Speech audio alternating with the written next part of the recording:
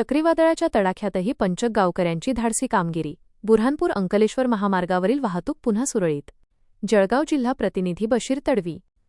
चोपडा तालुक्यातील पंचक गाव परिसरात चक्रीवादळाचा जोरदार तडाखा बसल्याने बुऱ्हाणपूर अंकलेश्वर महामार्गावर मोठ्या प्रमाणात वाहतूक कोंडी निर्माण झाली होती.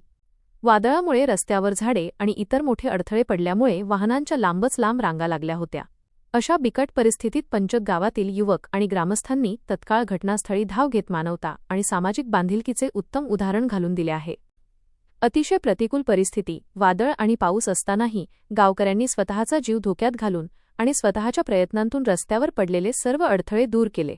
त्यांच्या या तत्परतेमुळे महामार्गावरील वाहतूक पुन्हा एकदा पूर्णपणे सुरळीत झाली असून यामुळे अडकून पडलेल्या अनेक वाहनचालकांना खूप मोठा दिलासा मिळाला आहे. पंचक गावातील नागरिकांनी दाखवलेल्या या धाडसाचे आणि सामाजिक कार्याचे आता सर्वत्र कौतुक होत आहे. संकटसमयी धावून येणारे हेच खरे हिरो अशी भावना सर्वसामान्य नागरिकांमधून व्यक्त केली जात आहे. गावकऱ्यांच्या या एकजुटीने आणि सेवाभावी वृत्तीने समाजात पुन्हा एकदा माणुसकीचा जिवंत प्रत्यय आणून दिला आहे.